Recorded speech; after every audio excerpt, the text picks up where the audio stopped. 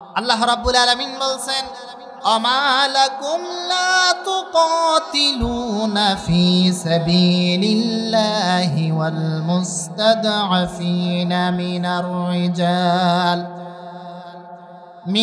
রিজালি one নিসাই ওয়াল উইলদানিল্লাযীনা ইয়াকুলুনা ربنا أخرجنا من هذه القرية الظالم أهلها واجعل لنا من لدنك وليا واجعل لنا من لدنك نصيرا جرب الله أكبر 5 নম্বর পারার 8 নম্বর পৃষ্ঠার 12 নম্বর line 4 নম্বর সূরা নিসা আয়াত নম্বর 75 75 নম্বর আয়াত। তাফসীরে ফি জিলালিল কোরআন থেকে বলছে আল্লামা সৈয়দ কুতুব শহীদ রহমাতুল্লাহ আলাইহি জেলখানায় বসে যেই তাফসীরটা লিখেছিলেন, আল্লাহ পাক বলেন, ওয়ামা লাকুম লা তুকাতিলুনা ফি সাবিলিল্লাহ, তোমাদের কি হলো যে তোমরা আল্লাহর রাস্তায় লড়াই করছো না। আল মুস্তাদাফিনা, অথচ সেসব দুর্বল, মিনার রিজাল, পুরুষদের মধ্য থেকে, ওয়ান্নিসা, নারীদের মধ্য থেকে, ওয়াল উইলদান, শিশুদের মধ্য থেকে, আল্লাযীনা ইয়াকুলুনা, যারা বলছে, রব্বানা, হে আমাদের প্রতিপালক, আখরিজনা, তুমি আমাদেরকে বের করে দাও, মিন হাযিহিল ক্বরিয়াতি যালিমি আহলুহা, যে জালেম সম্প্রদায়ের মানুষ নেতারা আমাদের পরে জুলুম করে, অত্যাচার করে, এটা আর সহ্য করা যায় না, তুমি আমাদেরকে জনপদ থেকে বের করে নাও, আর তোমার পক্ষ থেকে একজন সাহায্যকারী পাঠাও, আর তোমার পক্ষ থেকে আমাদের জন্য একজন অভিভাবক পাঠাও। জোরে বলেন আল্লাহু আকবার। কোরআনের এই আয়াত সূরা নিসার 75 নম্বর আয়াত যখন শাহজালাল রহমাতুল্লাহ আলাইহির চোখের সামনে ভেসে উঠল, তিনি সহ্য করতে পারলেন না, গুরু গোবিন্দের পতন হলো, আল্লাহ তাআলা মুসলমানদেরকে বিজয় দান করেছেন। এবার বলেন তো, শাহজালালের তরবারি হাতে তোলা কি আজও বাংলার মুসলমান ভুলে গেছে? ভুলে গেছে কি? মুসলমানেরা ভুলে নাই। আপনারা আমাদেরকে নরম পেয়ে ভাববেন না মুসলমানেরা চুপসে গেছে, মুসলমানেরা সিংহের জাত, মুসলমানেরা যদি একবার হুঙ্কার দেয় নাস্তিকরা পালানোর জায়গা খুঁজে পাবে না। জোরে বলেন ঠিক কি না? ও বুবু আইসো চট করিয়া,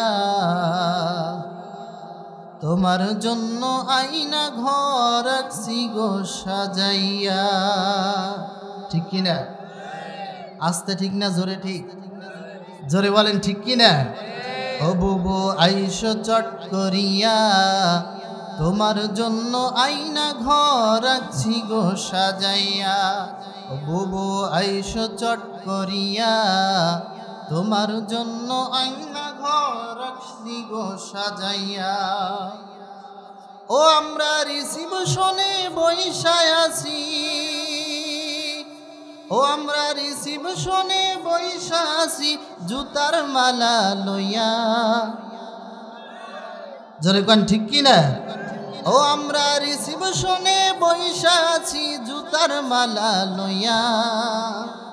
বুবু আইসো চট করিয়া, তোমার জন্য আইনা ঘর রাখছি গো সাজাইয়া। ও তুমি নির্বিচারে মারছো মানুষ ক্ষমতার লাগিয়া, ও তুমি নির্বিচারে মারছো মানুষ ক্ষমতার লাগিয়া। দিন ধর্ম আর মানবতা সব কিছু ছাড়িয়া, বুবু সব কিছু ছাড়িয়া, তোমার পাপের শাস্তি পাইতে হবে। ও তোমার পাপের শাস্তি পাইতে হবে, যাইও না ভুলিয়া। আইনা ঘর তোমার জন্য রাখছি গো সাজাইয়া। ও বুবু আইসো চট করিয়া, তোমার জন্য আইনা ঘর রাখছি গো সাজাইয়া। ও তুমি পিতা হত্যার করছো বিচার নিজ হাতে এই দেশে। ও বুবু তুমি পিতা হত্যার করছো বিচার নিজ হাতে এই দেশে। তোমার বিচার দেখবে জাতি আছে এই খায়েশে, বুবু আছে এই খায়েশে। তোমার কর্মফল পাবে তুমি, তোমার কর্মফল পাবে তুমি দেখো ভাবিয়া। আয়না ঘর তোমার জন্য রাখছি গো সাজাইয়া বুবু, আয়না ঘর তোমার জন্য রাখছি গো সাজাইয়া। ও বুবু আইসো চট করিয়া, তোমার জন্য আয়না ঘর রাখছি গো সাজাইয়া। ও আমরা রিসিপশনে বইসা আছি, ও আমরা সীমান্ত এলাকায় বইসা আছি জুতার মালা লইয়া। আয়না ঘর তোমার জন্য রাখছি গো সাজাইয়া, আয়না ঘর তোমার জন্য রাখছি গো সাজাইয়া। ইয়া আইয়ুহাল্লাযীনা আমানু হাল আদুল্লুকুম আলা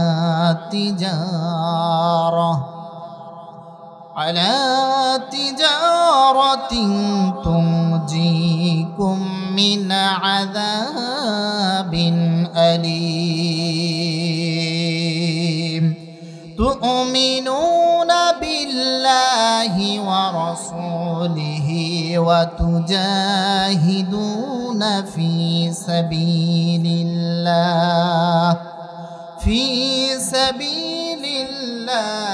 বিআমওয়ালিকুম ওয়া আনফুসিকুম, যালিকুম খায়রুল লাকুম ইন কুনতুম তা'লামুন। দুই হাত তুলে বলেন আল্লাহু আকবার। 28 নম্বর পারার 11 নম্বর পৃষ্ঠার 10 নম্বর লাইন, 61 নম্বর সূরা, সূরাটির নাম সূরাতুস সাফ, আয়াত নম্বর 10 ও 11। আল্লাহ রাব্বুল আলামিন বলেন, ইয়া আইয়ুহাল্লাযীনা আমানু, হে যারা ঈমান এনেছো, ও দা বিলিভার্স, আমি আল্লাহকে যারা বিশ্বাস স্থাপন করো, shall I guide you to a commerce that will save you from a painful torment। আল্লাহ রাব্বুল আলামিন বলেন, যারা ঈমানদার দাবি করো তারা শোনো, হাল আদুল্লুকুম আলা তিজারাহ, আমি কি তোমাদের এমন একটা ব্যবসার কথা বলে দেব না যেই ব্যবসা করলে জীবনেও কোনোদিন লস হবে না, এই ব্যবসা করলে লাভ হবে। জোরে বলেন সুবহানাল্লাহ। দুনিয়াতে যদি আপনি ব্যবসা করেন লাভ লসের সম্ভাবনা আছে না নেই? কিন্তু আল্লাহ তাআলা এমন একটা ব্যবসার কথা বলে দিচ্ছেন, ও মানব জাতিরা, যেই ব্যবসাটা যদি করো তাহলে জীবনেও কখনো এই ব্যবসায় লস হবে না, শুধুই লাভ হবে। কি লাভ হবে শোনো, আল্লাহ রাব্বুল আলামিন জাহান্নামের আগুন থেকে তোমাদেরকে বাঁচিয়ে দেবে। বলেন সুবহানাল্লাহ। সেই ব্যবসা কি? তুমিনুনা বিল্লাহি ওয়া রাসূলিহি, এক নাম্বার হলো আল্লাহ তার রাসূলের প্রতি ঈমান আনবে, বিশ্বাস স্থাপন করবে। that you believe in Allah and his messenger Muhammad sallallahu alaihi wasallam and fight for the path of Allah। আল্লাহ তাআলা দিক নির্দেশনা দিয়ে দিচ্ছেন, ও জাতি শোনো, যদি ব্যবসায় লাভবান হতে চাও, জাহান্নামের আগুন থেকে বাঁচতে চাও, তুমিনুনা বিল্লাহি ওয়া রাসূলিহি, এক নাম্বার আল্লাহ তার রাসূলের প্রতি ঈমান আনতে হবে, বিশ্বাস স্থাপন করতে হবে। অতুজাহিদুনা ফি সাবিলিল্লাহ, আর আল্লাহর রাস্তায় জিহাদ করতে হবে, সংগ্রাম করতে হবে। বিআমওয়ালিকুম ওয়া আনফুসিকুম, জান দ্বারা, মাল দ্বারা। কি দ্বারা? কয়টা জিনিসের কথা আল্লাহ বলেছেন? দুইটা। এক নাম্বার জান, দুই নাম্বার মাল। আল্লাহ বলেছেন এই দুইটা জিনিসের সমন্বয়ে যদি জিহাদ করতে পারো, সংগ্রাম করতে পারো, আমি আল্লাহ তাআলা তোমাদেরকে দোজখের আগুন থেকে বাঁচায় দেব। জোরে বলেন সুবহানাল্লাহ। আল্লাহ রাব্বুল আলামিন বলছেন, যালিকুম খায়রুল লাকুম, এটা তোমাদের জন্য কল্যাণকর। ইন কুনতুম তা'লামুন, যদি তোমরা জানতে, যদি তোমরা বুঝতে। এবারে আসুন, জিহাদ শব্দের অর্থ কি? জিহাদ শব্দের আবিধানিক অর্থ হলো চেষ্টা করা, প্রচেষ্টা করা, সংগ্রাম করা, লড়াই করা। আর জিহাদের সর্বোচ্চ অর্থ হলো সরাসরি ক্ষমতা প্রয়োগ করা। আমার ভাইরা, দুনিয়াতে যত আমল আছে, আপনি যদি নামাজের কথা বলেন, এই নামাজের ফরজ নামাজ আছে, আবার সুন্নাত নামাজ, নফল নামাজ আছে না নেই? ইশারের নামাজ কয় রাকাত পড়েছেন ফরজ? এরপরে কি পড়েছেন? সুন্নাত পড়েছেন। তার মানে নামাজের ভিতরে ফরজ আছে, ফরজের পরে সুন্নাত আছে, আবার রোজার ভিতরে ফরজ আছে, সুন্নাত আছে। রমজান মাসে রোজা রাখা ফরজ, কি আবার সুন্নাত রোজা আছে, নফল রোজা আছে। তার মানে ইবাদতের ক্ষেত্রে ফরজ আছে, সুন্নাত আছে, নফল আছে।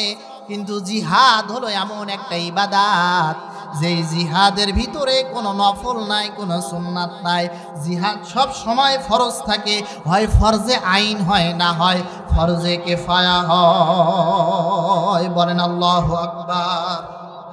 আল্লাহ তাআলা রোজার ব্যাপারে কোরআনে বলেছেন, কুতিবা আলাইকুমুস সিয়াম, তোমাদের উপরে রোজাকে ফরজ করা হয়েছে। জিহাদকে আল্লাহ তাআলা ঠিক ওই একই শব্দ দিয়া, কুতিবা শব্দ দিয়া ফরজ করেছেন। সূরাতুল বাকারার 216 নম্বর আয়াতে কারিমা খুলে দেখুন, আল্লাহ পাক বলেন, কুতিবা আলাইকুমুল কিতালু ওয়া হুয়া কুরহুল লাকুম ওয়া আসা আন তাকরাহু শাইআন ওয়া হুয়া খায়রুল লাকুম ওয়া আসা আন তুহিব্বু শাইআন ওয়া হুয়া শাররুল লাকুম আল্লাহু ইয়ালামু ওয়া আনতুম লা তা'লামুন। আল্লাহু আকবার বললে হাট ভালো হয়, আল্লাহু আকবার বললে আল্লাহ তাআলা তার মর্যাদা বাড়ায় দেয়। চিৎকার দিয়ে বলেন আল্লাহু আকবার। 2 নাম্বার পারা 13 নাম্বার পৃষ্ঠার প্রথম নাম্বার লাইন, 2 নাম্বার সূরা বাকারা, আয়াত নাম্বার 216, তাফসিরে মারিফুল কোরআন থেকে বলছি, রব্বুল আলামিন বলেন, কুতিবা আলাইকুমুল কিতাল, তোমাদের উপরে যুদ্ধকে ফরজ করা হয়েছে, তোমাদের উপরে জিহাদকে ফরজ করা হয়েছে, লড়াই করাকে ফরজ করা হয়েছে। ওয়া হুয়া কুরহুল লাকুম, যদিও তোমাদের কাছে এটা অপছন্দনীয়, তবুও ফরজ করেছেন কে?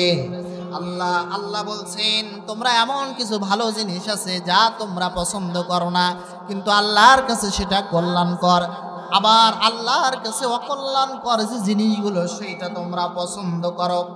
জিহাদের ভাবার্থ হলো, নিজে অন্যায় কাজ করব না, আরেকজনকে অন্যায় কাজ করতে দেব না। আমি নিজে অন্যায় কাজে লিপ্ত হব না, আমার সমাজকে অন্যায় কাজে লিপ্ত হতে দেব না। আমি নিজে গুনার কাজ করব না, আরেকজনকে গুনার কাজ করতে দেব না। বলেন, আমরু বিল মারুফ, সৎ কাজের আদেশ করা, এটা আমরা মানি, কিন্তু অন্যায় কাজ থেকে যে নিষেধ করতে হবে, বাধা দিতে হবে, এটা আমরা মানি না। কারণ সৎ কাজের আদেশ করতে সবাই ভালোবাসে, কেউ কিছু বলে না। অন্যায় কাজে নিষেধ করতে গেলে বাধা, জোরে বলেন তো আছে না রে? একজনকে নামাজের দাওয়াত দিলেন, ভাই নামাজে আসেন, ও আপনার বাধা সৃষ্টি করবে না, হইলে খুশি হবে, না হলে বলবে আপনি যান আমি আসতেছি। কি কিছু যুবক ছেলেদেরকে যদি নামাজে রক্তে বলা হয়, আজান হয়ে গেছে আসো নামাজে আসো, বলে হুজুর আমার কাপড় বাগ নেই। কথা বলছেন না কেন? আরে পেশাব করলে করবে বাচ্চা মানুষ, তোর বয়স 18 বছর, তোর আবার কাপড় বাগ থাকে না কোন কে দেয়? ঠিক কি দেয় আমার ভাইরা? তাহলে জিহাদের ভাবার্থ হলো, নিজে অন্যায় কাজ করব না, আর সমাজে অন্যায় কাজ করতে দেব না। এইটা হচ্ছে জিহাদের মূল ভাবার্থ। ওয়ালান নবী সাল্লাল্লাহু আলাইহি ওয়াসাল্লাম, আনা নাবিয়ুন মালহামা, বিশ্বনবীজি বলেছেন, আমি হলাম জিহাদের মাঠের নবী। আপনার আমার নবী বিশ্ব নবী নিজে 27টা জিহাদের নেতৃত্ব দিয়েছেন। আর আমার সমাজের মুসলমানেরা জিহাদের কথা শুনলে মাথা খারাপ হয়ে যায়, মাথা নিচু করে পিছু টান দেয়। অথচ আপনার আমার নবী বিশ্ব নবী 27টা যুদ্ধের সেনাপতির দায়িত্ব পালন করেছেন। বলেন আল্লাহু আকবার। মুসলমানদের এক হাতে ছিল আল্লাহর কোরআন, এক হাতে কি ছিল? এক হাতে ছিল আল্লাহর কোরআন, আর এক হাতে ছিল তলোয়ার। মুসলমানেরা কোরআনকে যেমন পাশাপাশি রেখেছে, মুসলমানরা তলোয়ারকেও পাশাপাশি রেখেছে, আলাদা করে রাখে নাই। তার বাস্তব প্রমাণ হলো সিলেটের জমিনে শাহজালাল রহমাতুল্লাহ আলাইহি গৌর গোবিন্দের বিরুদ্ধে জিহাদ করেছেন। তার কানে যখন খবর আসলো, একটা মুসলিম ছোট্ট একটা বাচ্চা, যার আকিকা করার জন্য তার বাবা আকিকা করার জন্য একটা গরু জবাই দিয়েছে, এই খবর গৌর গোবিন্দের কানে যখন গেল, ওরা বলল, আমাদের মাকে কেন জবাই করা হলো? গরু ওদের কি? আচ্ছা বলেন তো, গরু যদি মা হয় তাহলে বাপ কোনটা? এই কথা বলেন, গরু যদি মা হয় বাপ কোনটা? বড়টা। বললো আমাদের মাকে জবাই করেছে, এই অপরাধে অথচ মুসলমানের সন্তানের জন্য আকিকা দেওয়া হলো, গরু জবাই করেছে। বলেন তো এই নিয়ম নীতি ইসলামে আছে না নেই? শুধুমাত্র এই অপরাধের কারণে গৌর গোবিন্দের সময় ওই যে বাচ্চার আকিকা দেওয়া হলো, ওই বাচ্চাটিকে খোলা ময়দানে এনে তরবারি দিয়া ছুরি দিয়া জবাই করা হলো। এই কথা যখন শাহজালাল রহমাতুল্লাহ আলাইহির কানে চলে গেল, তিনি বললেন, না না, এত বড় অন্যায় কাজ সহ্য করা যায় না। সামান্য একটা ব্যাপারে, একটা আকিকার ব্যাপারে গরু জবাই করে, সেটা তো মুসলমানের নৈতিক অধিকার। সমাজের ভিতরে তোমাদের যেমন অধিকার আছে, আমাদের অধিকার আছে, এটা তো মুসলমানেরা দোষ করে নাই। তবে কেন মুসলমানকে হত্যা করা হলো, এই বাচ্চাটিকে হত্যা করা হলো? শাহজালাল রহমাতুল্লাহ আলাইহি কি করলেন? মসজিদে ঢুকে তাসবিহ পড়েছেন। কি বলেন না কেন? তাসবিহ পড়েছেন। তিনি কি করলেন? সাথে সাথে তরবারি নিয়ে বের হয়ে গেলেন, গৌর গোবিন্দের বিরুদ্ধে লড়াই করবেন। আমার ভাইরা, তিনি সিলেটের জমিনে এই গৌর গোবিন্দের বিরুদ্ধে লড়াই করে গৌর গোবিন্দের পতন হলো। শাহজালাল রহমাতুল্লাহ আলাইহির হাতে আল্লাহ বিজয়ের পতাকা তুলে দিয়েছে। সুবহানাল্লাহ পড়েন। শাহজালাল রহমাতুল্লাহ আলাইহির একটাই কথা ছিল, ছোট্ট বাচ্চা কোনো দোষ করেনি, কেন তাকে মারা হবে, কেন তাকে হত্যা করা হবে? এটা অন্যায় কাজ, এটা অপরাধ। তার মানে জিহাদ হলো এটাই, অন্যায় নিজে করব না, অন্যায় কাজ সহ্য করা হবে না। আল্লাহ রাব্বুল আলামিন বলছেন, আমা লাকুম লা তুকাতিলুনা ফি সাবিলিল্লাহি ওয়াল মুস্তাদআফিনা من الرجال والنساء والولدان الذين يقولون ربنا أخرجنا من هذه القرية الظالم أهلها واجعل لنا من لدنك وليا واجعل لنا من لدنك نصيرا। জোরে বলুন আল্লাহু আকবার। 5 নম্বর পারার 8 নম্বর পৃষ্ঠার 12 নম্বর লাইন, 4 নম্বর সূরা নিসা আয়াত নম্বর 75, 75 নম্বর আয়াত।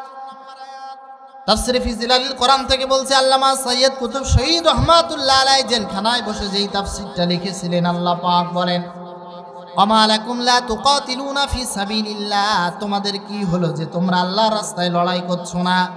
আল মুস্তাদাফিনা, অথচ সেসব দুর্বল, মিনার রিজাল, পুরুষদের মধ্য থেকে, ওয়ান নিসা, নারীদের মধ্য থেকে, ওয়াল উইলদান, শিশুদের মধ্য থেকে, আল্লাযীনা ইয়াকুলুনা, যারা বলছে, রব্বানা, হে আমাদের প্রতিপালক, আখরিজনা, তুমি আমাদেরকে বের করে দাও, মিন হাযিহিল ক্বরিয়াতি যালিমি আহলুহা, যে জালেম সম্প্রদায়ের মানুষ নেতারা আমাদের পরে জুলুম করে, অত্যাচার করে, এটা আর সহ্য করা যায় না, তুমি আমাদেরকে জনপদ থেকে বের করে নাও, আর তোমার পক্ষ থেকে একজন সাহায্যকারী পাঠাও, আর তোমার পক্ষ থেকে আমাদের জন্য একজন অভিভাবক পাঠাও। জোরে বলেন আল্লাহু আকবার। কোরআনের এই আয়াত সূরা নিসার 75 নম্বর আয়াত যখন শাহজালাল রহমাতুল্লাহ আলাইহির চোখের সামনে ভেসে উঠল, তিনি সহ্য করতে পারলেন না, গৌর গোবিন্দের পতন হলো, আল্লাহ তাআলা মুসলমানদেরকে বিজয় দান করেছেন। এবার বলেন তো, শাহজালালের তরবারি হাতে তোলা কি আজও বাংলার মুসলমান ভুলে গেছে? ভুলে গেছে কি? মুসলমানেরা ভুলে নাই।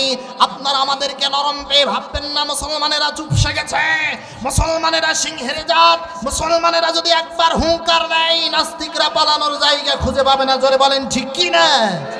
আপনারা দেখেছেন এই যে চিন্ময় কৃষ্ণ দাসের গ্রেফতারকে কেন্দ্র করে কিছু উগ্রপন্থী হিন্দুরা, এই ইসকন নামক সন্ত্রাসী সংগঠনের কিছু কর্মীরা আমাদের একজন ভাই সাইফুল ইসলাম আলিফকে অন্যায়ভাবে হত্যা করেছে। জোরে বলেন ঠিক কিনা?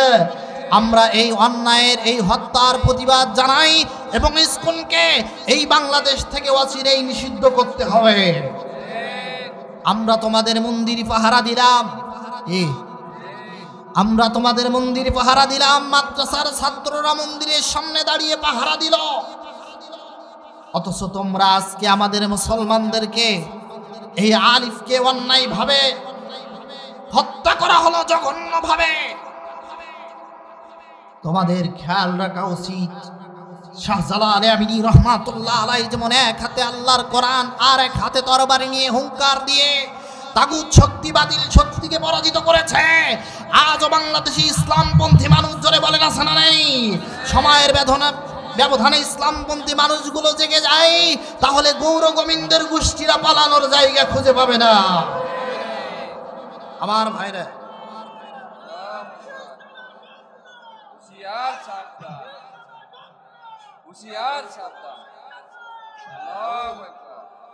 قال النبي صلى الله عليه وسلم الجنة تحت ظلال السيوف। হাদিসটা খেয়াল করেন, প্রিয় নবীজি বলেছেন তরবারির ছায়া তলে হলো আল্লাহর জান্নাত। সুবহানাল্লাহ পড়তে পারেননি? কিসের তলে? জান্নাত। তরবারির ছায়া তলে আল্লাহর জান্নাত। আর আমরা তো মনে করি মসজিদের ভিতরে মনে হয় আল্লাহর জান্নাত। কি? তরবারির ছায়া তলে হলো আল্লাহর জান্নাত, নবীজি বলেছেন। তার মানে আমি এটা বলি নাই যে মসজিদে আসবেন না, অবশ্যই আসবেন। মসজিদে মুয়াজ্জিনের ডাকে যেমন সাড়া দেবেন, ও আমার ভাইরা, আল্লাহর জিহাদেও ডাকে সাড়া দেওয়ার দরকার। জোরে বলেন আছে না নেই? মসজিদের মুয়াজ্জিন যখন ডাকে তখন সাড়া দেবেন। ইচ্ছাকৃতভাবে যে ব্যক্তি নামাজ ছেড়ে দেয় সে ব্যক্তি জিনাকারীর থেকে আর অধিক নিকৃষ্ট হয়ে যায়। আল্লাহর নবী মুসা আলাইহিস সালাতু ওয়াস সালামের জামানায় একজন নারী জিনা করেছে, আর জিনা করার ঔরসে একটা ফুটফুটে একটা সন্তান হয়েছে। ওই মহিলা ভাবলো কি, আমার এই সন্তান তো বৈধ সন্তান না। মহিলা কি করলো, এবার ওই সন্তানকে নিজে মা হয়ে কেটে দুই টুকরা করলো। আবার ভাইরা নবী মুসার কাছে চলে গেলেন, ডাক দিয়ে বললেন, ও আল্লাহর পয়গম্বর মুসা, আমি তো একটা অপরাধ করে ফেলেছি, বলো না আল্লাহ তাআলা আমার এই অপরাধকে ক্ষমা করবে কিনা। তিনি বললেন, কি গুনাহ করেছো, কি অপরাধ করেছো, একটু বলো। মহিলা বলল, নবী মুসা, আমি জিনা করেছি, অবৈধ সম্পর্কে লিপ্ত হয়েছি, আর এই অবৈধ সম্পর্কে লিপ্ত হওয়ার কারণে সে আমার একটা সন্তান হয়েছে, আমার একটা কলিজার টুকরা ফুটফুটে সন্তান হয়েছিল। আমি নিজ হাতে করে মা হয়ে ওই সন্তানকে কেটে দুই টুকরা করেছি, বলো না আল্লাহ তাআলা আমার এই গুনাহকে মাফ করবে কিনা। নবী মুসা বললেন, শোনো মহিলা, তুমি যে অপরাধ করেছো, তুমি যে গুনাহের কাজ করেছো, কখনো কশ্চিনকালেও আল্লাহ রাব্বুল আলামিন তোমার এই গুনাহ মাফ করবে না। মহিলা কাঁদতে কাঁদতে চলে যাচ্ছে বাড়ির দিকে। আল্লাহ রাব্বুল আলামিন ওহী নাজিল করে জানালেন, মুসারে, শোনো, তোমার উম্মতের মাঝে এমন অনেক মানুষ আছে যারা এই জিনাকার নারীর থেকে আরো অধিক নিকৃষ্ট আল্লাহর কাছে। নবী মুসা বসা ছিলেন, দাঁড়িয়ে গেলেন, ডাক দিয়ে বললেন, রব্বুল আলামিন কেমন কথা বললেন, এ মহিলা তো জিনাকার, এর থেকে তো বড় পাবে আর কেউ হতে পারে না, এর থেকে কেমন বড় পাবে আমার এই উম্মতের মাঝে আছে। আল্লাহ পাক বললেন, মুসারে শোনো, এই জিনাকার নারীর থেকে আরো অধিক নিকৃষ্ট হলো ওই লোকটা, যে মানুষটা শরীর সুস্থ থাকার পরে মসজিদে আজান হওয়ার পরে যে আল্লাহর ডাকে সাড়া দেয় না, নামাজ আদায় করে না। এই জিনাকার নারীর থেকে ওই লোকটা আল্লাহর কাছে আরো অধিক নিকৃষ্ট। বলেন নাউজুবিল্লাহ। জিনাকার নারীর থেকে অধিক নিকৃষ্ট অপরাধ ইচ্ছাকৃতভাবে কি ছেড়ে দেয়া, নামাজ ছেড়ে দেয়া। এজন্য মুয়াজ্জিনের ডাকে মসজিদে সাড়া দেবেন, কিন্তু যখন জিহাদের ডাক আসবে বসে থাকা যাবে না, সাড়া দিতে হবে কার ডাকে? মুয়াজ্জিনের ডাকে যেমন সাড়া দেয়া দরকার, জিহাদের মাঠেও সেই ডাকে আপনাকে আমাকে সাড়া দিতে হবে। আমার সমাজে অনেক ইমাম আছে, অসংখ্য ইমাম আছে, জিহাদের কথা মসজিদের মেম্বারে বলতে পারে না। আর আগে তো জিহাদের কথা মসজিদে আনলেই পরে ইমামের চাকরি নেই। কি আসতে কোন কেন? ইমামের চাকরি যেন একেবারে সহজ ব্যাপার। মাঝে মাঝে আমি বলি বউ তালাক দিতে সময় লাগে, কিন্তু হুজুর তালাক দিতে সময় লাগে না। কত বছর লাগে? আজব এক চাকরির নাম ইমামতি, সমাজে সবাই যেন হয় সভাপতি। ইমাম নিয়ে করে টানাটানি, যেন ভাগে ভাগে ভাগ বনে না। কেউ হুজুর ভালা না, কেউ হুজুর ছাড়া চলে না, ঠিক কি না? কেউ হুজুর ভালা না, আবার কেউ হুজুর ছাড়া চলে না। দেরি হলো দিতে কেন জোহরের আজান, চাকরি থাকবে না ভেবে দেখো বাজান। সপ্তাহে একদিন এসে মসজিদে বালুর ছোঁয়া পেলে মেজাজটা যায়। সারাক্ষণ ইমামের দোষ ত্রুটি খোঁজে, সুযোগ পেলে মিথ্যের বাণী রটে।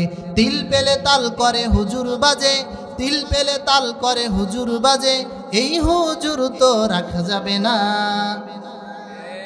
কি চলবে? কেউ হুজুর ভালা না, কেউ হুজুর ছাড়া চলে না।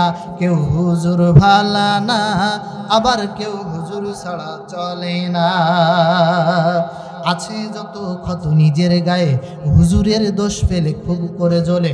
বেতন 5,000 6 মাস বাকি, বলেন সুবহানাল্লাহ, কয় সুবহানাল্লাহ।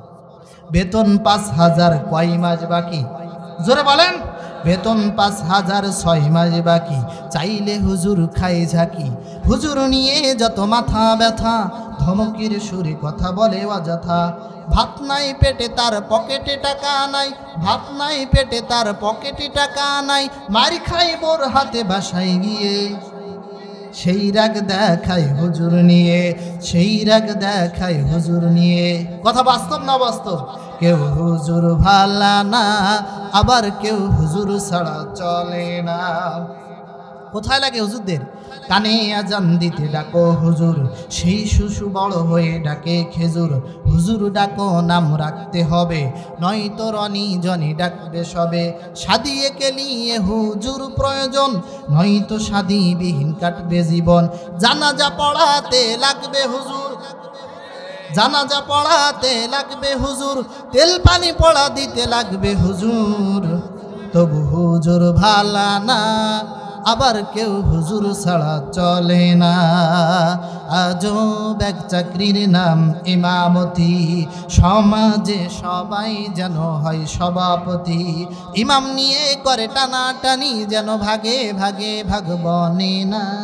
কেউ হুজুর ভালা না, আবার কেউ হুজুর ছাড়া চলে না।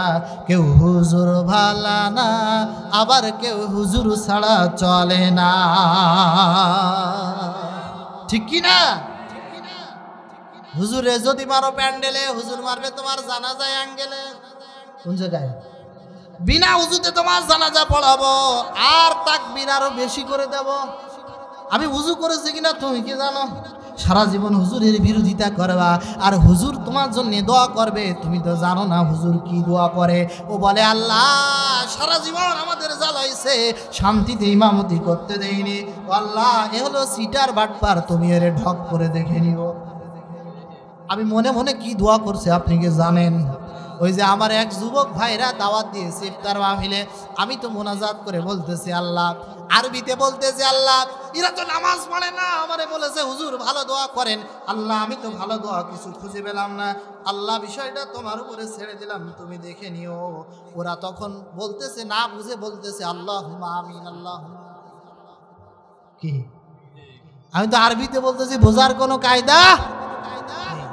এজন্য আমার এক মুসাল্লি এক সময় আমার একটা কথা বলেছিল, যখন ঘন ঘন ইমামতি চলে যাচ্ছিল, আমার বলতেছিল, হুজুর আপনি আরবিতে বলবেন, বাংলায় বলার দরকার নেই। ওরে বদমাইশ, ঠিক কি না?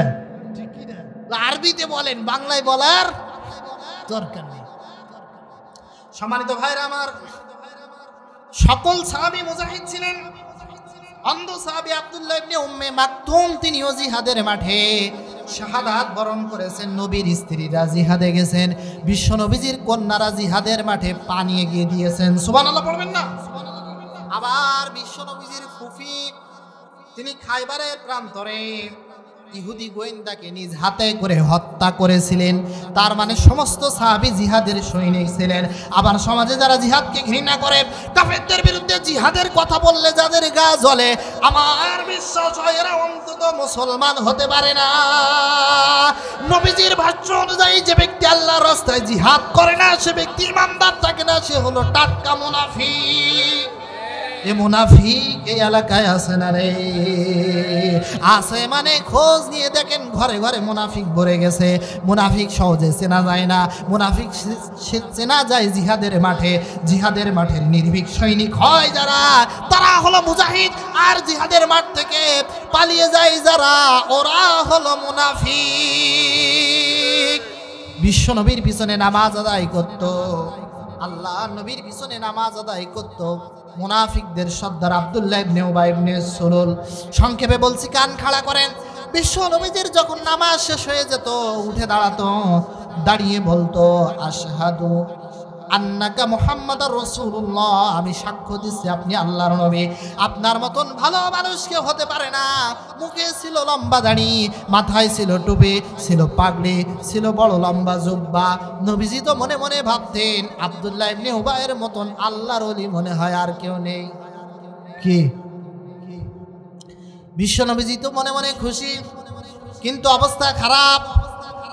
উহুদের যুদ্ধ যখন হলো, মুসলমানদের পক্ষে জিহাদের নেতৃত্ব দেওয়ার জন্য আল্লাহর নবী 300 জন সাহাবীর লিডার করে আব্দুল্লাহ ইবনে উবাই ইবনে সুলুলকে নিযুক্ত করলেন।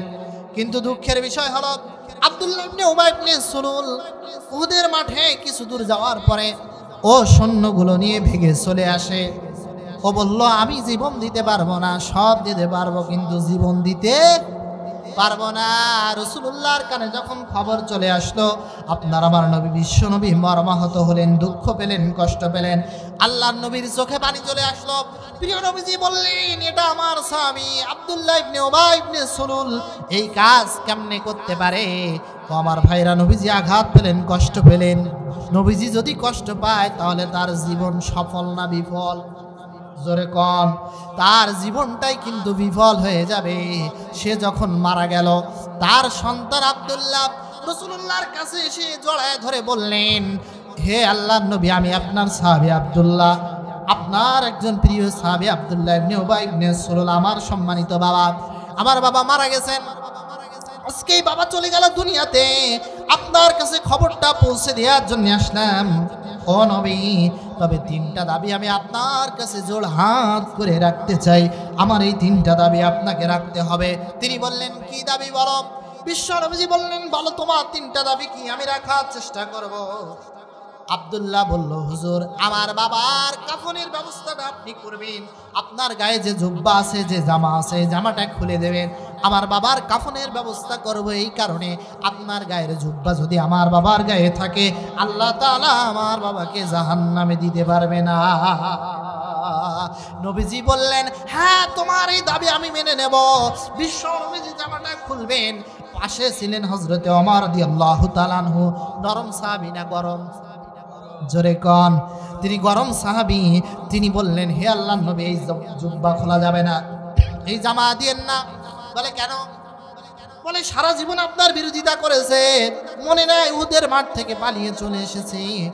ও নবী, এই জুব্বাটা দেয়া যাবে না। নবীজি বললেন, ওমর, থামো, চুপ থাকো, সে তো আমার সাহাবী। যদিও কিছু বেয়াদবি করেছে, কিন্তু আমার পিছনেই তো সে নামাজ আদায় করেছে। আল্লাহর নবী কথা না শুনে বিশ্ব নবীজি জুব্বাটা খুলে দিলেন তাকে। এবার আব্দুল্লাহ বলল, হুজুর, 2 নাম্বার আপনার কাছে আমার দাবি হলো, আমার বাবার জানাজার ইমামতিটা আপনাকে করতে হবে। অন্য কেউ আমার বাবার জানাজার ইমামতি করবে না। রাসূল বললেন, কেন? আব্দুল্লাহ বলল, হুজুর, আপনি যদি আমার বাবার জানাজার ইমামতি করেন, আল্লাহ তাআলা আমার বাবাকে মাফ করে দেবেন। নবীজি বললেন, হ্যাঁ, তোমার এই দাবিটাও আমি মেনে নিলাম। 3 নাম্বার দাবি কি বলো? সন্তান আব্দুল্লাহ বলল, আমার প্রিয় নবী বিশ্ব নবী 3 নাম্বার দাবি হলো, আপনি যখন জানাজা সম্পন্ন করবেন, একটু হাত তুলে আমার বাবার জন্য দোয়া করবেন, যেন আল্লাহ তাআলা আমার বাবাকে মাফ করে দেয়। নবীজি প্রস্তুত হলেন, জামা খুলে দিলেন, রওনা করলেন জানাজা ইমামতি করার জন্য। সমস্ত সাহাবী পিছনে দাঁড়িয়েছে, অনেক সাহাবী দাঁড়ালো। আল্লাহর নবী সামনে দাঁড়ালেন, ইমামতি করবেন। আল্লাহ রাব্বুল আলামিন তখনই কোরআনুল কারীমের আয়াত নাজিল করে দিয়েছে। জোরে কোন আল্লাহু আকবার। কি আয়াত দিলেন শোনেন। যারা জিহাদের মাঠ থেকে পালায়ন করে, যারা মুনাফিক সাব্যস্ত হয়, আল্লাহ রাস্তায় জিহাদ করে না, আল্লাহ তাআলা বলছেন, ওয়ালা তুসাল্লি على أحد منهم مات أبدا ولا تقم على قبره إنهم كفروا بالله ورسوله وماتوا وهم فاسقون জোরে কোন আল্লাহু আকবার দুই হাত তোলেন বলেন আল্লাহু আকবার আরো জোরে আকাশ বাতাস মুখরিত করে বলেন আল্লাহু আকবার 10 নম্বর পারার 19 নম্বর পৃষ্ঠার 10 নম্বর লাইন 9 নম্বর সূরা সূরাটির নাম সূরা তাওবা আয়াত নাম্বার 84 84 নম্বর আয়াত তাফসীর ইবনে কাসির থেকে বলছে আল্লামা ইমাদউদ্দিন ইবনে কাসির রাহমাতুল্লাহ আলাইহি এই আয়াতের ব্যাখ্যায় লিখেছেন আল্লাহ পাক বলেন নবীজিকে আল্লাহ বললেন ওয়ালা তুসাল্লি আলা হাদি মিনহুম মাতা আবাদা ও নবী যার জানাজার জন্য দাঁড়িয়েছেন এই লোকটা জিহাদের মাঠ থেকে পলায়ন করে মুমিন হতে পারে নাই মুনাফিক হয়ে গেছে ও নবী এর জানাজার ইমামতি আপনি করতে পারবেন না নিষেধ করেছেন কে শুধু কি তাই ওয়ালা তাকুম আলা কবরি কবরের পাশেও দাঁড়ানো যাবে ইন্নাহুম কাফারু বিল্লাহ কেননা সে আল্লাহর সাথে কুফরি করেছে আর রাসূলের সাথে কুফরি করেছে অস্বীকার করেছে অমান্য করেছে আমাতুহুম ফাসিকুন আর ফাসিক অবস্থায় মৃত্যুবরণ করেছে হে নবী এর জানাজার ইমামতি করা যাবে না এবার বলেন যে সমাজে যারা জিহাদকে ঘৃণা করে আল্লাহর রাস্তায় দিন বিজয়ের জন্য দিন কায়েমের জন্য সংগ্রাম করে না ওর জানাজা কি হুজুরদের বলা ঠিক হবে কিন্তু আমি সমাজ যদি জানাজার ইমামতি না করি আরেক হুজুরের পাঞ্জাবির পকেটে যদি 500 টাকা ঢুকায় দেয় ও হুজুর যে দাঁড়াই বলবে আল্লাহু আকবার কি ঠিক কি না বলেন তো ইমাম মুয়াজ্জিনের বেতন কম হয় না বেশি হয় জোরে কোন এক মুয়াজ্জিনের বেতন খুব কম মাত্র 600 টাকা কত 600 টাকা বেতন এখন বাইরে থেকে কিছু মানুষ কাজ কাম করার জন্য এলাকায় এসেছে রাতে কোথায় থাকবে মুয়াজ্জিনরে বলল হুজুর আজকে মসজিদটা যদি আমাদের জন্য খুলে দেন এই গরমে কষ্ট হবে ফ্যানগুলো চালিয়ে আমরা ঘুমাবো প্রয়োজনে আমরা আপনাকে সকালবেলা 500 টাকা দেব মুয়াজ্জিন তো লোভে লোভে বলছে ঠিক আছে দেব ওদের মসজিদে ঢুকায় মুয়াজ্জিন তালা মেরে দিয়েছে এখন ওরা মানুষ হলো 5 জন ফ্যান চালিয়েছে 10টা কয়টা 10টা ফ্যান যখন চালিয়েছে বলেন তো গরিব মানুষ সারাদিন খেটে খাওয়া মানুষ কষ্ট কম না বেশি রাতের বেলা যখন ঘুমাইছে আপনারা জানেন ফ্যানের নিচে যাদের ঘুমানোর অভ্যাস নেই যদি হঠাৎ করে ফ্যানের তলে ঘুমায় মরা মানুষ জাগবে কিন্তু ওরে তোলা যায় না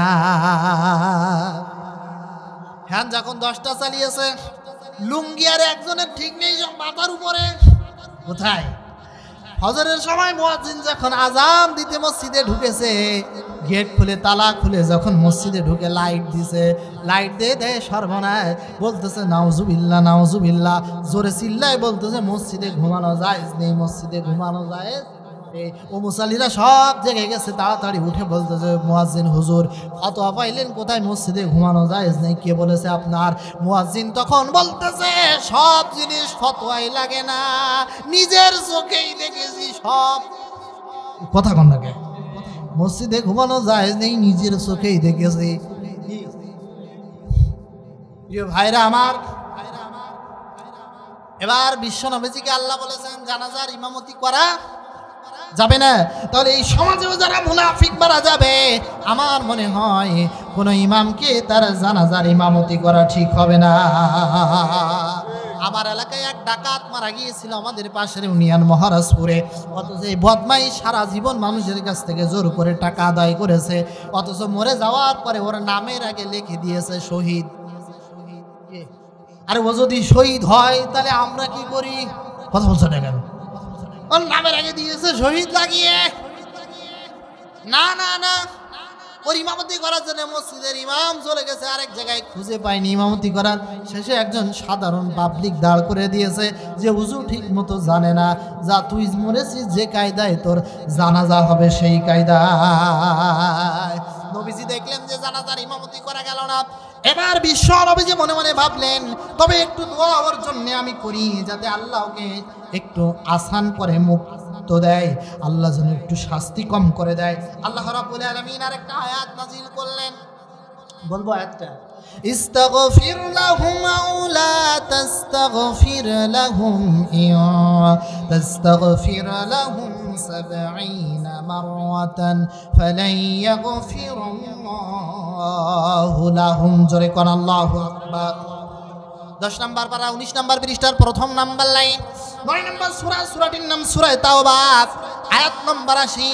তাফসীরে মারিফুল কোরআন থেকে বলছে রব্বুল আলামিন বলেন, ইস্তাগফির লাহুম, হে নবী আপনি তার জন্য ক্ষমা চান, আউলা তাস্তাগফির লাহুম, অথবা তার জন্য ক্ষমা নাই চান, ইন তাস্তাগফির লাহুম 70 মাররা, যদি আপনি তার জন্য 70 বার আল্লাহর কাছে ক্ষমা চান, আল্লাহ তাআলা এই মুনাফিককে মাফ করবে না।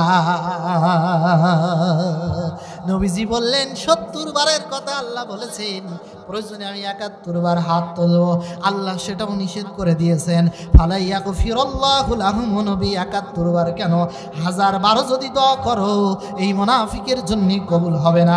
কিয়ামত পর্যন্ত মুনাফিকের জন্য কারোর দোয়া আমি কবুল করব না। এই মুনাফিক হলো তারা অন্যায়ের প্রতিবাদ করে না, যারা অন্যায়ের প্রতিবাদ করতে গেলে মায়ের খাওয়ার সম্ভাবনা আছে না নেই? ওদিকে তো আমরা নেই, মায়ের খাবে কে? আল্লাহ তাআলা তো এখন সুদিন দিয়েছেন, তারপরও এখন অনেক মানুষ আমাদের মঞ্চে ওঠার আগে বলে, হুজুর বেশি গরম কথা কইেন না, এখন যদি না কও তাহলে আর কবা কখন মরার পরে। কি সম্মানিত ভাইরা আমার, প্রিয় ভাইরা আমার, মুনাফিকদের অন্তরে আছে রোগ, আর এই রোগটা আছে তাদের অন্তরের ভিতরে, নিফাকির রোগ। আল্লাহ রাব্বুল আলামিন বলেন, ফি কুলুবিহিম মারাদুন ফাযাদাহুমুল্লাহু মারাদা ওয়া লাহুম আযাবুন আলীমুম বিমা কানু ইয়াকযিবুন। বলুন আল্লাহু আকবার। প্রথম নাম্বার পারা 2 নম্বর পৃষ্ঠার 7 নম্বর লাইন, 2 নম্বর সূরা বাকারা আয়াত নম্বর 10। আল্লাহ তাআলা বলেন, মুনাফিকদের অন্তরে আছে ব্যাধি, মুনাফিকদের অন্তরে আছে রোগ। আল্লাহ তাআলা তাদের ওই ব্যাধিকে আরো বাড়িয়ে দিয়েছেন। কে বাড়িয়ে দিয়েছেন? এই কারণে বাড়িয়ে দিয়েছেন, ওয়ালাহুম আযাবুন আলীমুন বিমা কানু ইয়াকযিবুন, তাদের মিথ্যা বলার কারণে, মিথ্যারোপ করার কারণে, আর তাদের জন্য রয়েছে যন্ত্রণাদায়ক শাস্তি। বদরের যুদ্ধে নবীজি যখন সাহাবীদেরকে নিয়ে গেলেন, আল্লাহ তাআলা বললেন কাফেরদের বিরুদ্ধে জিহাদ করা লাগবে। অথচ সেই সময়ের অনেক সাহাবী ছিল যারা জিহাদ বুঝতো না। বিলাল, খাব্বাব, খুবাইব জিহাদের মাঠ কি এরা চিনত না, এরা ছিল গোলাম। নবীজি তো বলতে পারতেন, আল্লাহ আর একটু দেরি করার সময় দাও, আমার সাহাবীদেরকে আমি ট্রেনিং দিই, কি বলতে পারতেন না? কিন্তু রাসূল তা বললেন না। আল্লাহর হুকুম যেহেতু, সাথে সাথে প্রিয় নবী রাজি হয়ে গেলেন, জিহাদের মাঠে চলে গেলেন। আবু বকর নবীজির ডান পাশে, প্রিয় নবীজি মাত্র 313 জন সাহাবী নিয়ে বদরের প্রান্তরে জিহাদে চলে গেলেন। অথচ পাশেই কাফেরদের সংখ্যা 1000। কত? বিশ্ব নবীজি জিহাদের মাঠে দোয়া করতেছেন, আল্লাহ রাব্বুল আলামিন, আল্লাহ জিহাদের মাঠে আমি এসেছি, সৈন্য সংখ্যা একেবারে কম, মাত্র 313 জন। তুমি যদি রহমত না করো, সাহায্য না করো, এই বদরের মাঠে আমরা নির্মমভাবে হেরে যাব, লজ্জিত হব। আল্লাহ খাস করে তুমি আমাদেরকে সাহায্য করো। কে দোয়া করছেন? প্রিয় নবী। কে? বিশ্ব নবী দোয়া করতেছেন। আবু বকর রাদিয়াল্লাহু আনহু ডাক দিয়ে বললেন, হে নবী হাত এবার নামান। যেভাবে দোয়া করতেছেন আল্লাহ তাআলা তো আপনার দোয়াকে কবুল করে নিয়েছেন। আবু বকর রাদিয়াল্লাহু তাআলা আনহু তখন নবীজির পাশে, একেবারেই পাশে, নবীজিকে বললেন, আল্লাহ তাআলা অবশ্যই দোয়া কবুল করেছেন, মন খারাপ করবেন না, আল্লাহ তাআলা আপনার দোয়া ফিরায় দেবেন না। আমার ভাইরা বলেন তো, রাসূল দোয়া করেছেন মসজিদের ভিতরে না জিহাদের মাঠে? যে জিহাদের মাঠে যে দোয়া করেছেন, তার মানে দোয়া আসল জায়গায় করা লাগবে। ওই যে এক যুবক ছেলে হুজুরের কাছে গেছে, হুজুর আমার সন্তান হয় না, একটু দোয়া করেন আল্লাহ যেন সন্তান দেয়। হুজুরের তাবিজ কবজ দিয়েছে আর দোয়া করেছে, যাও তোমার সন্তান হবে না, আল্লাহর কাছে দোয়া করেছি। 1 বছর পার হয়ে গেল, সন্তান হলো না। যুবক ছেলে এসে বলে, হুজুর দোয়া কেমন করলেন তো, আমার ছেলে হলো না। বলে আবার 1 বছর অপেক্ষা করো, দেখো হয় নাকি, আমি এবার প্রয়োজনে প্রতিদিন দোয়া করব। 2 বছর পার হয়ে গেল, হুজুরের কাছে এসেছে। বলে কি এবার তোমার ছেলে হয়েছে? বলে হুজুর না। কি দোয়া করছেন? বলে না, দোয়া তো করেছি। বলে আসল কথা বলো তো, তুমি কি বিয়ে করেছো? বলে না। হুজুর আল্লাহ, আরে পাগল বেটা, বিয়ে না করে সন্তানের আশা করো আর আমার কাছে দোয়া চাও? আগে বিয়ে করো, তারপরে না সন্তান পাওয়ার দোয়া করো। পড়াশোনা নেই, তাবিজ একটা ঝুলিয়েছে, পরীক্ষায় 1 রোল করবে তাই, কিন্তু ফার্স্ট ডিভিশনে ফেল করেছে। ফার্স্ট ডিভিশন বোঝেন? ফার্স্ট ডিভিশনে ফেল করার পরে ওই হুজুরের বাড়িতে যেয়ে হুজুর রে বলতেছে, কেন, কি তাবিজ দিলেন, কোনো কাজ হলো না। সম্মানিত ভাইরা আমার, যে কথা আমি বলছিলাম, প্রিয় নবীজির দোয়া আল্লাহ তাআলা কবুল করেছেন বদরের প্রান্তরে। ওই যে তাবিজের কথা বলছিলাম, তাবিজ খুলে দেখে হুজুর কি করেছিল আসলে তাবিজে, কিন্তু হুজুর তো বড় হাতের মোটা অক্ষরে লিখে দিয়েছে, পরীক্ষায় যদি তুমি পড়ো তাহলে পাশ করবা, আর যদি না পড়ো তাহলে তুমি ফেল করবা। তাবিজে কি লেখা আছে? পড়িলে পাস, না পড়িলে ফেল। তার মানে তোমার পড়া লাগবে, তারপরে তো দোয়া কবুল হবে। বিশ্বনবীজি বদরে প্রান্তরে দোয়া করেছেন। আল্লাহ রাব্বুল আলামিন ওই কাফেরদের বিরুদ্ধে যখন নেমেছেন জিহাদের মাঠে, আল্লাহ রাব্বুল আলামিন বলছেন, ইদ তাস্তাগীসুনা রাব্বাকুম ফাস্তাজাবা লাকুম আন্নী মুমিদ্দুকুম বিআলফিম মিনাল মালাইকাতি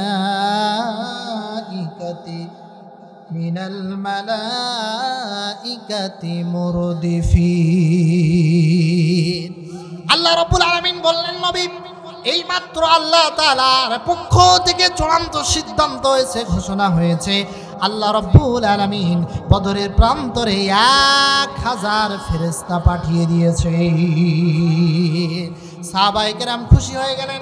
তার একটু পরেই আল্লাহ তাআলা আরেকটা আয়াত নাযিল করলেন, সূরা আলে ইমরানের 124 নম্বর আয়াতে কারিমায় আল্লাহ তাআলা জানিয়ে দিলেন, বিসালাসাতি আলাফিম মিনাল মালাইকা। একটু পরেই জানিয়ে দিলেন আল্লাহ রাব্বুল আলামিন বদরের প্রান্তরে আরো 3000 ফেরেশতা নাযিল করেছে। সাহাবায়ে কেরাম খুশি হয়ে গেলেন, আল্লাহ তাআলা নবীর দোয়া কবুল করেছেন। তার একটু পরেই আবার আয়াত নাযিল হচ্ছে, বিখামসাতি আলাফিম মিনাল মালাইকা। সূরা আলে ইমরানের 125 নম্বর আয়াত আল্লাহ তাআলা বলেন, নবীজিকে জানায়া দিলাম আমি আল্লাহ পাক এই মুহূর্তে বদরের প্রান্তরে 5000 ফেরেশতা নাজিল করে দিয়েছি। বলেন আল্লাহু আকবার। সাহায্য করেছেন কে? 313 জন।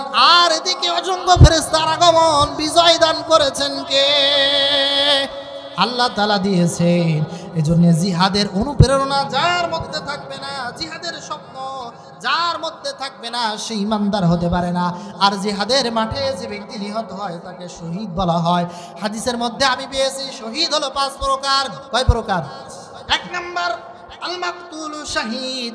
মহামারীতে বা প্লেগ রোগে আক্রান্ত হয় যে ব্যক্তি, সে ব্যক্তিকে শহীদ বলা হয়। কোনো মানুষ মহামারীতে আক্রান্ত হয়েছে, সে শহীদ হয়। কিন্তু করোনা ভাইরাসে যে বামপন্থী বড় বড় উইকেটগুলো চলে গেছে, ওরা কি শহীদ?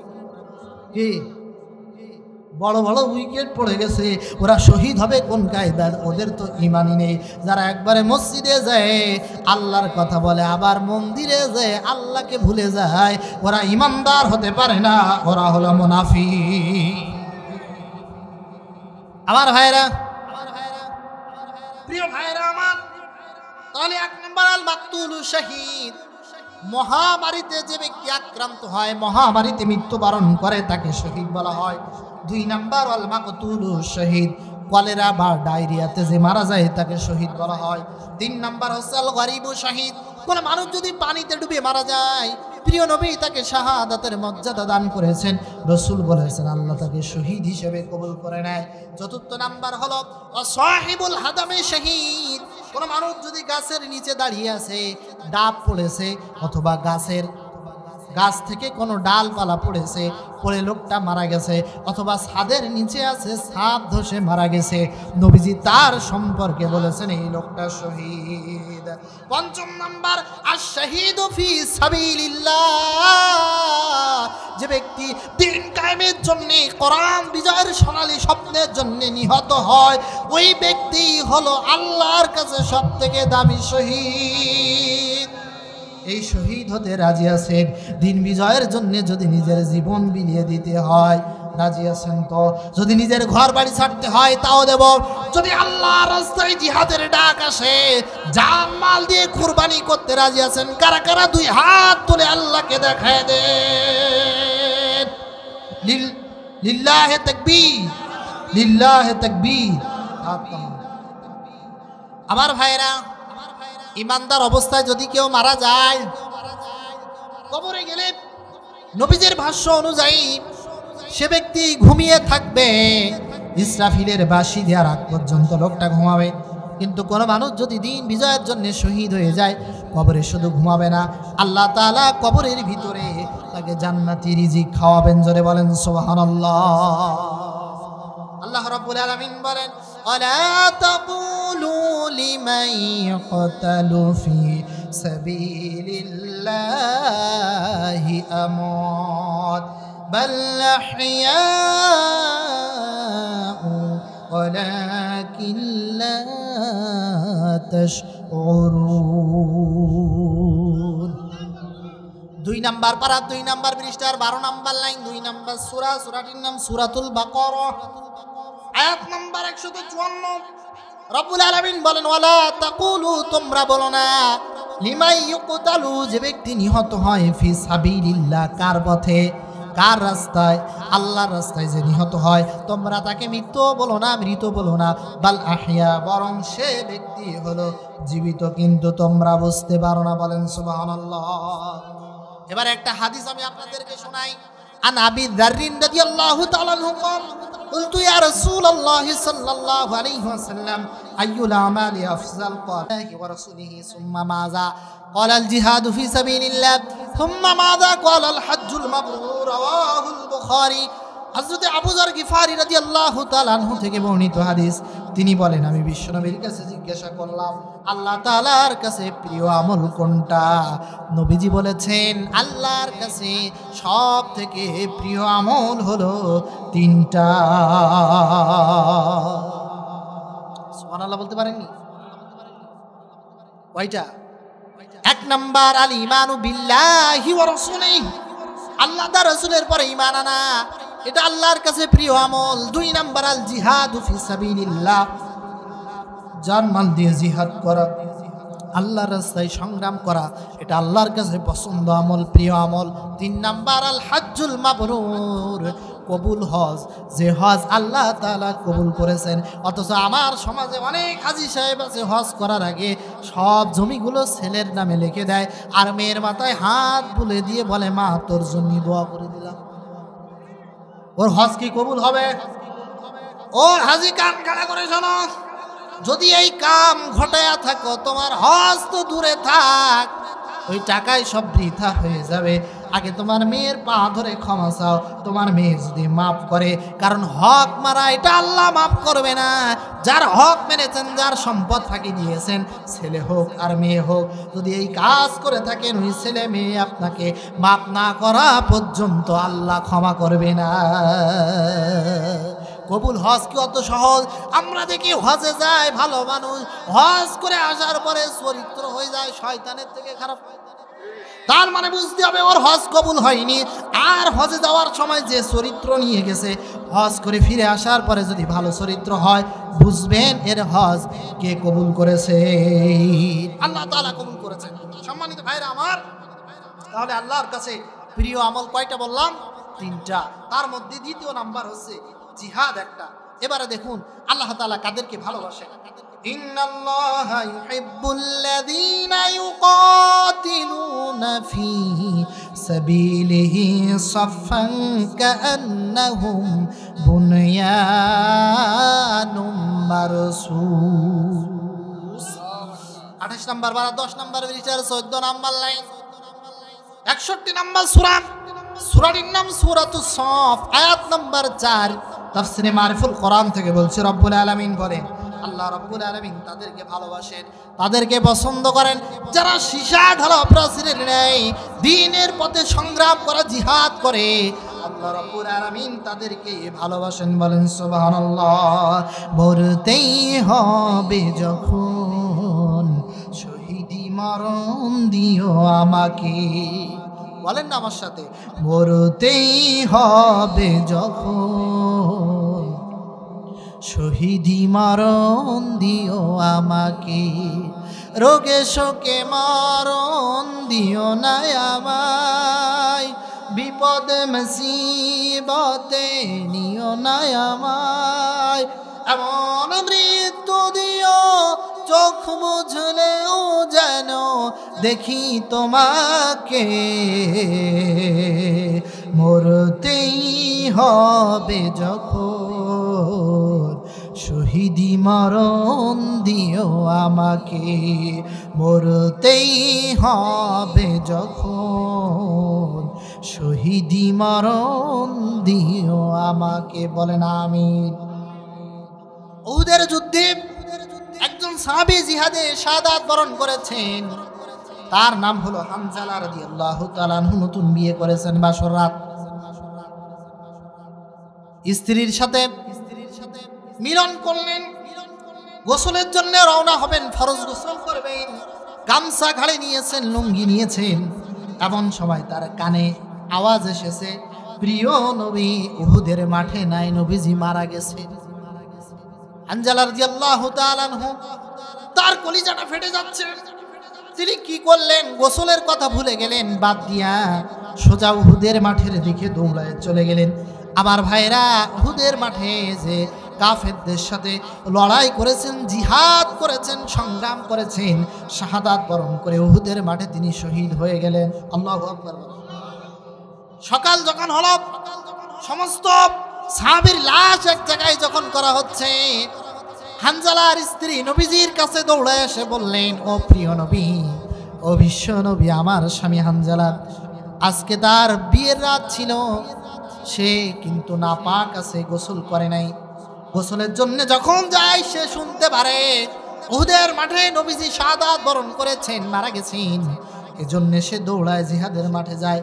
যাওয়ার পরে দিন কায়েমের জন্য মনে হয় আমার স্বামী শহীদ হয়ে গেছে, তবে তাকে যেন গোসল করে দাফন দেওয়া হয়, কারণ রাসূল বলেছেন যারা শাহাদাত বরণ করে এদেরকে গোসল দিয়ে তোমরা কবরে দিও না, রক্ত মাখা অবস্থায় কবরে দিবে। এই কারণে শহীদেরা এই রক্ত মাখা অবস্থায় আল্লাহ রাব্বুল আলামিনের সামনে হাজির হবে। আল্লাহু আকবার বলবেন না? কিন্তু হানজালা তো নাপাক, গোসল তো দেয়াই লাগবে, স্ত্রী জানিয়ে গেছে। নবীজি বললেন, দেখো তো হানজালার লাশটা কোথায় পড়ে আছে, কেউ খুঁজে পাচ্ছে না হানজালার লাশ। প্রিয় নবীজি বসে আছেন, সাহাবায়ে কেরাম তন্ন তন্ন করে সব জায়গায় খুঁজতেছেন, খুঁজে পাওয়া যায় না। ডাক দিয়ে বললেন, নবী কোথাও হানজালার লাশ তো নাই। জিবরিল আমিন আগমন করে বললেন, ইয়া রাসূলুল্লাহ, চিন্তার কারণ নেই, হানজালার লাশ এখন আসমানের উপরে আছে, ফেরেশতারা নিয়ে গেছে জান্নাতের হাউজে কাউসারের পানি দিয়া আল্লাহ রাব্বুল আলামিন ফেরেশতাদের মারফত তাকে গোসল করাচ্ছে। কিছুক্ষণ পরে ফেরেশতাদের কাঁধে ভর করে লাশ উহুদ পাহাড়ের পাদদেশে নামানো হলো, নামিয়ে দেওয়া হলো। নবীজি লাশটাকে নিয়ে আসলেন। আমার ভাইরা, বিশ্ব নবীজি তখন হানজালার দিকে তাকায় দেখেন ফেরেশতারা জান্নাতের পানি দিয়া তাকে গোসল করানোর কারণে এখনো মাথা দিয়ে ওই জান্নাতে হাউজে কাউসারের পানি দর দর করে জমিনে পড়তেছে। ইন্নাল্লাহা আশতারা মিনাল মুমিনিনা আনফুসাহুম ওয়া আমওয়ালাহুম বিআন্না লাহুমুল জান্নাহ। বলেন আল্লাহু আকবার।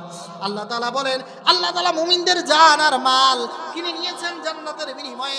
সূরা তাওবার 111 নম্বর আয়াতে কারিমা পড়ে দেখবেন, 11 নম্বর পারা 3 নম্বর পৃষ্ঠার 11 নম্বর লাইন, 9 নম্বর সূরা তাওবা আয়াত নম্বর 111। আল্লাহ তাআলা বলেন, ইন্নাল্লাহা আশতারা, নিশ্চয় আল্লাহ তাআলা কিনে নিয়েছেন মিনাল মুমিনিনা মুমিনদের থেকে আনফুসাহুম তাদের জান ও আমওয়ালাহুম তাদের মাল বিআন্না লাহুমুল জান্নাহ জান্নাতের বিনিময়ে সুবহানাল্লাহ পড়ে কি দিতে হবে বলেন জানও দেওয়া লাগবে মালও দেওয়া লাগবে এই দুইটা জিনিস যারা আল্লাহকে দেবে আল্লাহ তাআলা বলেন আমি আল্লাহ তাআলা তাদেরকে জান্নাত দান করব ইউকাতিলুনা ফি সাবিলিল্লাহ তারা লড়াই করে সংগ্রাম করে কার পথে আল্লাহর পথে ফায়াকতুলুনা ওয়া ইয়াকতালুন নিজেরা নিহত হয় আর মানুষকেও আর কাফেরদেরকেও নিহত করে তার মানে জিহাদের মাঠে গেলে আপনার মায়ের খাওয়ার সম্ভাবনা আছে আপনিও তো মায়ের দিতে পারবেন ঠিক কি না সশস্ত্র সংগ্রামের মাধ্যমে যে জিহাদ আল্লাহ তাআলা এই জিহাদের কথা বলেছেন আমার ভাইরা আমি আপনাদের মাঝে জিহাদ নিয়ে আলোচনা পেশ করতেছি গঠনমূলক আলোচনা করা অভ্যাস আমার এখান থেকে ওখান থেকে কথা বলা পছন্দ করি না বিধায় বিষয় ভিত্তিক বেছে নিয়েছে জিহাদ এই জিহাদটাকে বুঝতে হবে জিহাদ আর জঙ্গি কিন্তু এক না কি নিজে অন্যায় করবো না অপরকে করতে দেব না কিন্তু যদি জিহাদের সময় আসে ডাক আসে সশস্ত্র জিহাদের ডাক আসে যদি প্রয়োজনে জীবন বাজি রেখে ময়দানে নামা লাগে ইমানদারেরা কার পূর্ণতা করবে না মজলুমদের পক্ষে যারা জীবন দিয়েছে তারাও কিন্তু শহীদ কিসের পক্ষে জীবন দিয়েছে মজলুমদের পক্ষে যারা জীবন দিয়েছে এই যে 16টা বছর ধরে মানুষেরা কত জালেমের জুলুমের শিকার হয়েছিল বিশেষ করে আলেম সমাজ জুড়ে বলেন ঠিক না বেঠিক এই সমাজে আলেমেরা সব থেকে নির্যাতনের শিকার হয়েছে আলেমদেরকে ওরা জেলে নিয়েছে আলেমদেরকে ওরা রক্তাক্ত করেছে আলেমদেরকে ওরা কারাগারে ঢুকিয়েছে রিমান্ড নিয়েছে ঠিক কি না আমাদের সাতক্ষীরার এক সন্তান শুধুমাত্র ইসলামে আন্দোলন করার অপরাধে তাকে কি করা হলো হাতের নখগুলো প্লাস দিয়ে তুলে নেওয়া হলো বাবা বলল ও প্রশাসনের ভাইরা কত কোটি টাকা দেয়া লাগবে আমার কাছ থেকে নাও কিন্তু আমার আদরের মানিককে তোমরা কষ্ট দিও না আমার ভাইরা যাদের পরে নির্যাতন করা হয় জুলুম করা হয় আল্লাহর পক্ষ থেকে যদি সাহায্য না থাকে তাহলে কিন্তু এখানে ধৈর্য ধরা সম্ভব কে রহম করেন জোরে বলেন হেফাজত করেন কে সাইয়েদ কুতুব শাহী রহমাতুল্লাহ আলাইহি যখন জেলখানায় সংক্ষেপে তার জীবনীটা একটু বলে দিই তাফসীর ফি জিলালিল কোরআনের লেখক তাকে কারাগারে নিক্ষেপ করেছে পাগলা কুকুর দিয়া চতুর্দিকে লেলিয়ে দেওয়া হলো ওকে খোঁজ নেওয়া হলো দেখো তো সাইয়েদ কুতুবের অবস্থা কি ওরা খোঁজ নিতে গেল জেলখানায় চলে গেল সাইয়েদ কুতুব মনে হয় শেষ হয়ে গেছে কিন্তু না না না আল্লাহ তাআলা তাকে বাঁচিয়ে রেখেছেন ওরা যে দেখে হিংস্র কুকুর সাইয়েদ কুতুবকে খেলো না বরং সাইয়েদ কুতুবকে সারা রাত এই পাগলা কুকুরগুলো পাহারা দিয়েছে সেই জিহাদের মাঠের প্রয়োজনে ডাক আইলে যেতে রাজি আছেন তো ইনশাআল্লাহ লিল্লাহি তাকবীর লিল্লাহি তাকবীর